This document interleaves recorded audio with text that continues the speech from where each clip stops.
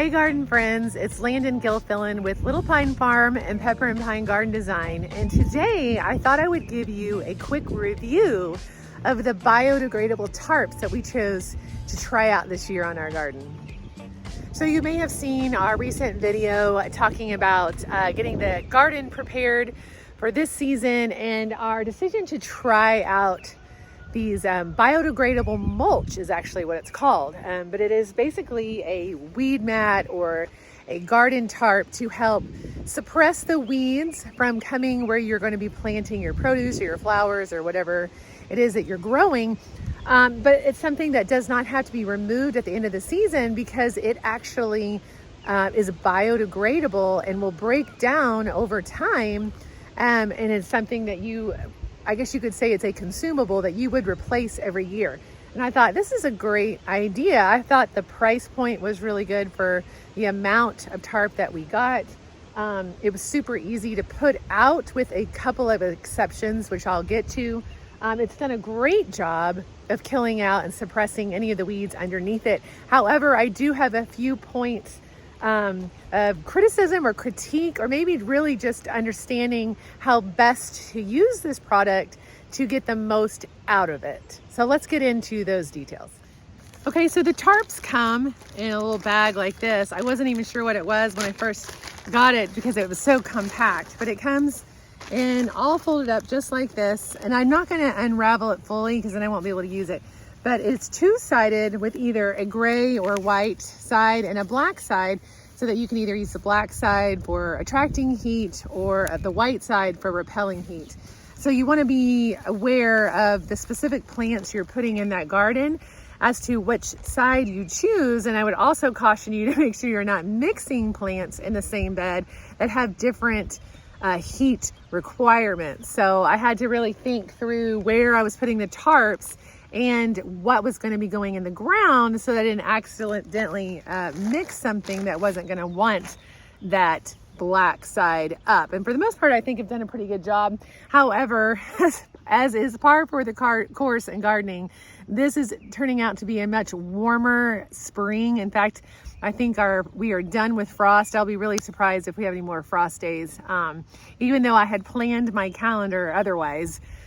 So I'm hoping that these black tarps back here aren't actually doing a disservice to some of the cooler season plants that I've got in the ground. And in fact, I may end up just taking it up just to be safe, but beware of that.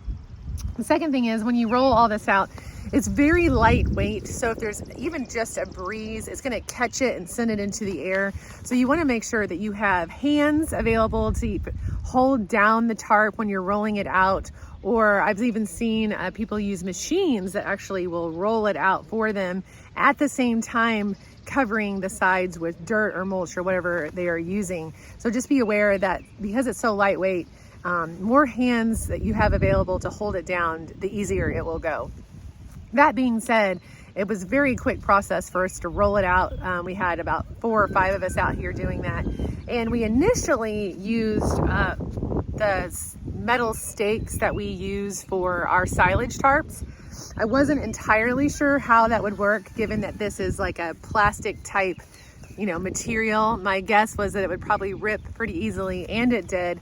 The minute there was a forceful wind that blowing up underneath that tarp, it ripped right off of that stake, and so that did not work. We ended up having to come back and weigh down the sides of the tarps with anything we could find, which ended up being a bunch of paint cans that were about to go to the chemical recycle center. Thankfully, we hadn't shipped them off yet because we needed them to hold these things down. And really, that is my biggest criticism.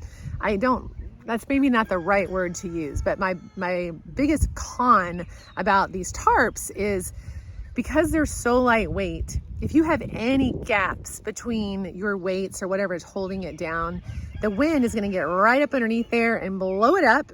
And if you have plants in the ground coming through a hole that you created, then it can very easily get swept underneath that tarp when it's raising up, and when it comes back down, your plant will not be through that hole. So I had planted a whole bunch of broccoli one day, went out on an errand, and when I came back, I could not see one of my broccoli plants.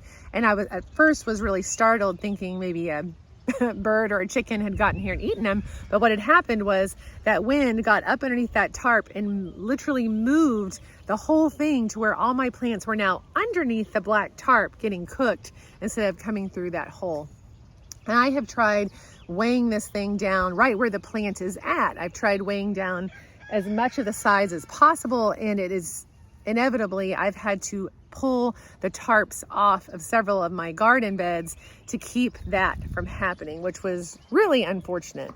So back behind me here, I've got a bunch of cabbages growing as well as some broccoli that was back beyond there, and I had to take that tarp off in order to keep the wind from displacing the holes I had put for those plants. Now, if you have a really sizable plant, like at least 4 or 5 inches, if not more, that probably won't happen. For example, the eggplants, tomatoes, and peppers that I have growing in my house right now are very large. They're very sturdy and stocky, and I do not think that would be a problem for those plants. I think if the wind came up, it wouldn't come up enough to blow over the plant. And so I don't think that would be a problem. But these plants that needed to come out were probably 3 or 4 inches tall, which seemed like a good size, but they weren't sturdy enough or big enough to keep their place in that hole, if that makes sense. So all of that to say, if you're going to use these tarps, use bigger starts that you're putting in the ground, or have a system that allows you to pull dirt over the entire side of the tarp. The other thing I'll mention that's sort of been kind of problematic is trying to figure out how to put the holes in the tarp. I've used like a poker to poke the hole down and keep it small, but then the issue is trying to mound the dirt back around the little transplant that I put in the ground. Because generally when I transplant something, I will put it in the ground and then I'll bring the soil and or the mulch back around that plant to secure it in the ground, and you just aren't able to do that with this tarp. So I'm going to be curious how that works with our silage tarps that we have on our other garden when it comes to putting in the seedlings. This is just something we haven't had to do before, so I'm going to have to educate myself as how best to put transplants into a tarp. But what happens is if you move it too much, then you get a much bigger hole, and then the hole, of course, allows the plant to get caught underneath it. So just be aware that this stuff tears really easily, so you're going to want to have a good game plan, or make sure that you've watched some videos on how best to use this stuff before you start transplanting, because it is tricky. It's definitely not as easy as just putting plants into the soil like we've done in some of the other beds over here. So again, I think the overall concept behind the biodegradable mulch is great. I think if you have the right equipment and the right mechanisms to get it into place and to hold it down and to plant your plants into, it's great. So I will definitely be doing some research how better to manage these. I still have 2 left, and they're 48 feet by 100 feet. So that's quite a lot of space that I don't want to, toss those out and not use them. I just need to figure out how to better use them in this system, whether it's just to suppress the weeds and then take them off and plant, or find some way to get dirt or sandbags, which would be kind of costly, to weigh it down so you don't have that wind ripping up underneath it. So so I would give it a sort of mid thumbs up, thumbs down, just depending on your infrastructure and your knowledge base of using this type of tarp. I love the idea that it biodegrades and that you don't have to pull it up at the end of the season. I love that you don't spend money on a silage tarp, and then once you poked holes in it, it goes to waste. So there are some positives about it, but definitely disappointed that I've had to end up pulling these up before the season has really even got going. So I hope that's helpful. I hope that allows you to think through before you purchase this, just to make sure you're ready for the requirements it's going to have on you to make sure that it is actually successful in your garden. May my mistake be your knowledge base. So we will keep you updated as the season goes on as to how we use the other ones, how our silage tarps that we put in back here go, and definitely how when we start planting into them, any tips that we can give you guys for making sure that you get those seedlings into the ground successfully and efficiently. As always, my name is Landon Gilfillan here with Pepper and Pine Garden Design and Little Pine Farm, growing gardeners and their gardens, and we'll see you in the next video.